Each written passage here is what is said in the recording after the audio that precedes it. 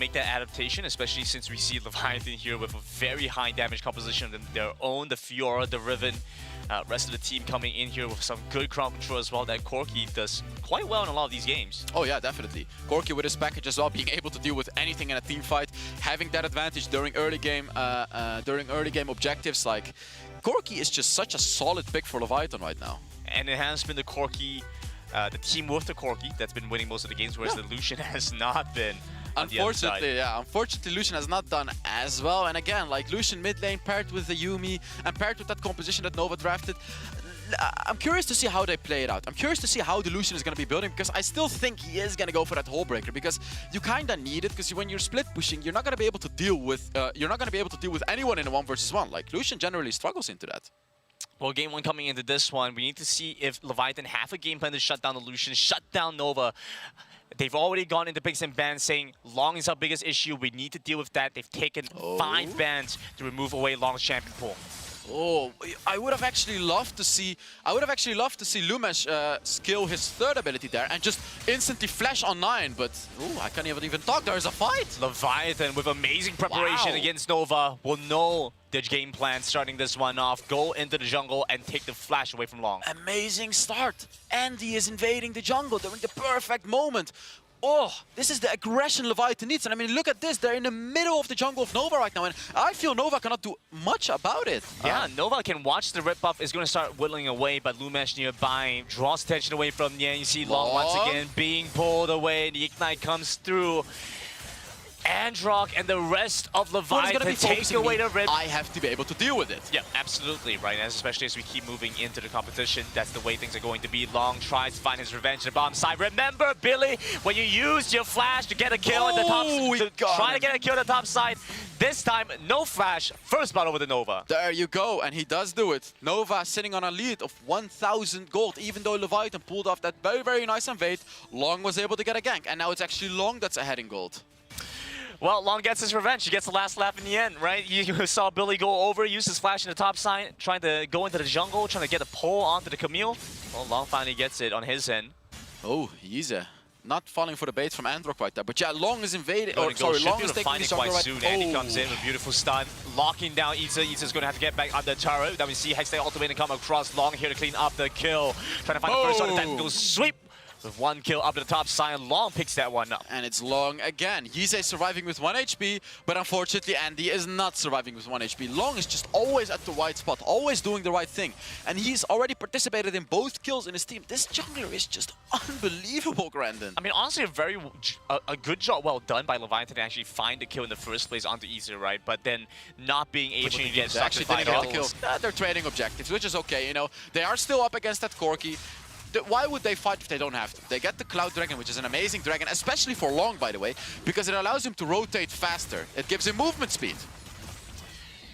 Being able to move faster, giving them a little bit more space Long is there. coming. And the late game option, especially with the Elder Drake coming up, while up the top side, Nova is in a spot on treble. Lob shots are going to be used as they try to use the package to try to hold the Renekton in place on the turret. Remake running over as quickly as he can. The Renekton's still alive by so much time. Androck will go down to the Tormented Shadow. A double kill for Nova, a 1 for 2 in the top side. I'm not quite sure why Yami did not attach to Yize right there. Ripped out in the mid side, and Nova not in position to try and prevent this. And he's going to be around, preparing for his knock-up. Long is coming as well. Billy starts running away. Rest of Nova start to collapse in. They're going to take the set down. First set still has a showstopper. Going to try and pull them away. Haymaker going to be used, giving them a big shield. Remake gets knocked back here, pulled away by the Singed. Isaac dives them on the turret. The Renekton trying to look for their first kill of the fight, but Nova Esports happy with the turret. Remake nearly getting taken down by Andy. Andy tries to dive into the mid side.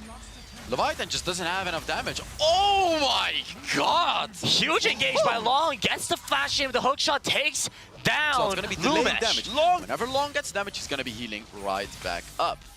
And so you asked the question earlier, who does Yami attach to? Apparently the answer is Long. It doesn't matter what he plays. It's never wrong to hyper carry, hyper buff long apparently. And it's funny, like Nova seems to adapt their drafts and adapt their playstyle to like a long hyper carry playstyle because they picked the Morgana, they picked the Yuumi. These are all to funnel long.